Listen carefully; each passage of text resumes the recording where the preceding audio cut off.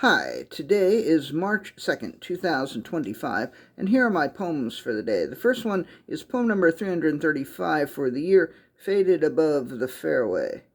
Faded above the Fairway supermarket are a couple of old posters, stills from movies from half a century ago. There's Peter O'Toole with Omar, Shariff, and Anthony Quinn in Lawrence of Arabia, the first two of whom were nominated for Oscars but did not win. And Paul Newman with Katherine Ross in Butch, Cassidy, and the Sundance Kid, neither of whom were nominated. The 97th Academy Awards will be presented tonight. Some great films and performances will be recognized, and some will be overlooked, as the actors above the fairway continue to fade. Poem number 336, Transcendent Joy. She went for a swim in the lake near her house. The waters gave her transcendent joy. Then she lay on the beach and soaked up the sun, and the rays gave her transcendent joy. She went into the lake house and ate a sandwich. The food gave her transcendent joy. Then she lay on her bed and fell into sleep, and her dreams gave her transcendent joy.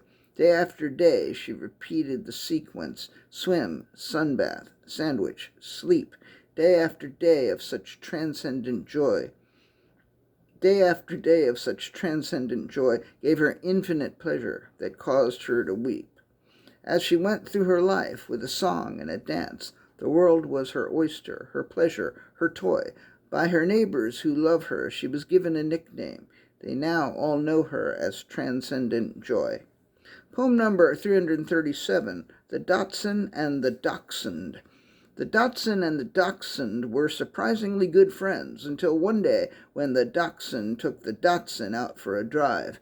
Afterwards, the Dachshund apologized profusely, and the Dachshund appeared to forgive the contrite little wiener dog. But the next day, the Dachshund took the Dachshund out for a walk, and things were never the same between the two of them ever again. Poem number 338, Lampini.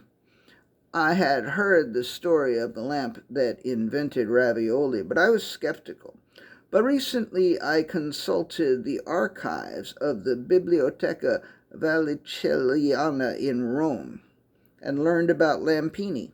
As a young lamp, Lampini was teased in school. The others would pronounce his name Lampini, which really pissed Lampini the fuck off. I'll show those motherfuckers one day, Lampini wrote in his diary. I'll invent pasta pillows that can be stuffed with meat or cheese or even, in the 21st century, tofu. And then people will shut the fuck up and pronounce my name correctly. And the lamp did, in fact, invent ravioli, which he wisely decided not to call Lampini. It could be said that Lampini's invention was like a beacon of light that illuminated the world. But I'm not going to say it. Poem number 339, Haiku Are Easy, Part 36. Poughkeepsie, peanuts. Penises, popcorn, pee-pee. The president sucks. Poem number 340, Hard.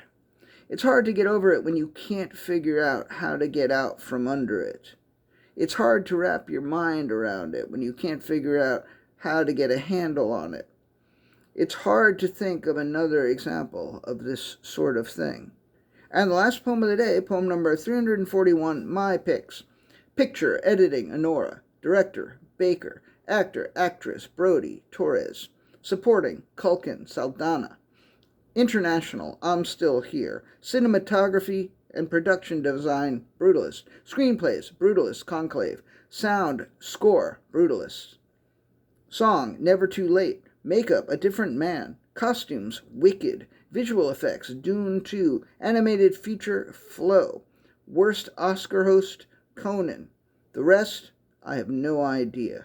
All right, that's it. Thank you. I appreciate you. We'll see how I do tonight.